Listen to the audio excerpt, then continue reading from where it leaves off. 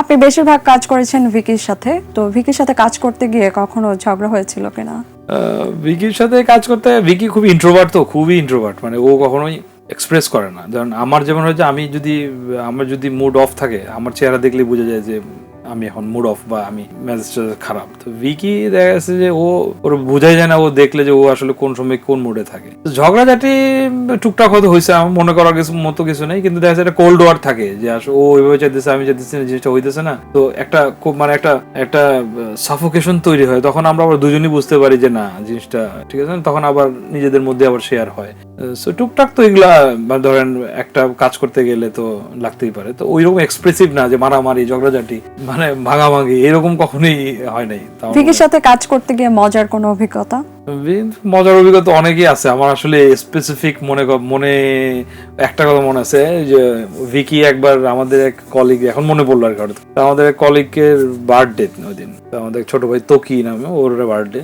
তো আমিও জানতাম না ঘটনাটা, তো আমরা শুটিং করতেছিলাম। তো ভিকি যখন সেটে যখন লাউড হয়, মানে একবারে না পারতে যে লাউড হয়, তখন পুরো সেট থেমে যায়, ব্যাপারটা এরকম। কিন্তু ও চুপচাপ থাকে, আশেপাশে অনেক ক্যাওয়াজ টেওয়াজ, পরে ও রিয়াক্ট করে না। কিন্তু যখন রিয়াক্ট করে, মানে ওইটা একটা ব্লাস্টের মতো হয়ে যায় আর কি, তখন সবাই চুপচাপ। তো ওই তোকির জন্মদিনে ওরে বুঝতে দেওয়া হয় নাই, ঠিক 12টা 1 মিনিটে ভিকি কেন জানি হঠাৎ করে খুব চিলাচিলি, পুরা সেট গরম হয়ে গেল। আমি জানতাম না এই প্ল্যান। ওই যে তোকি তো প্রায় কায়দা দেয় অবস্থা, যে কি হলো, কি করলাম ভুল। ও বুঝতেছে না যে কি কারণে চিল্লাচিল্লি করতেছে, আর এদিকে চিল্লাচিল্লি, হঠাৎ করে ওর জানানো হলো যে হ্যাপি বার্থডে। তো ও কানতে কানতে মানে মানে হ্যাপি বার্থডে রিসিভ করলো। তো ওই গল্পটা মনে পড়লো আর কি। ভিকির সাথে কাজ করতে গিয়ে বিভিন্ন আমরা দেখেছি হরর ওয়েব ফিল্ম বা নাটক আমরা দেখি, যেমন রেড ড্রামের কথাই বলি, কিছু কিছু সিনে ছিল হচ্ছে মাংস কাটার কিছু সিন ছিল, তো ওগুলো করতে কেমন লেগেছিল? ওগুলো করতে আমার খুব একটা যে ভাল লাগে, আমি এটা বলবো না, কিন্তু ভিকির খুব ভাল লাগে। যে কারণে ভিকি তার এই ধারা বজায় রাখছে। আমার যে খুব একটা থাকে না, খুব যে আমি স্বস্তিতে থাকি ব্যাপারটা না, মানে এমন এমন কিছু সিন আছে এগুলো করতে গেলে অস্বস্তি ফিল হয়। শুধু মাংস কাটাকাটি না, অনেক ধরনের হিউম্যান রিলেশনের জায়গা থেকেও ডিল করতেছে। যেমন আমার এই মুহূর্তে একটা মনে পড়তেছে, এটা রিসেন্টলিও হয়েছিল, অনেক আগেও একবার হয়েছিল, চাইল্ড অ্যাবিউজের একটা শ্যুট করতে গেছিলাম।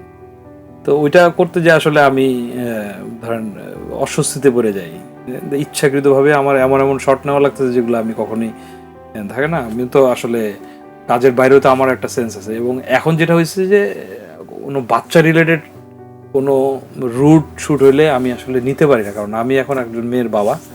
সো আমি খুব কানেক্ট হয়ে যাই মানে এইটাতে। সো তখন আমি একটু দেখা গেছে যে অফ থাকি, বা খুব কষ্টে আর কি ওই মানে ফুল সিলেটটা পার হইতে হয় আমার।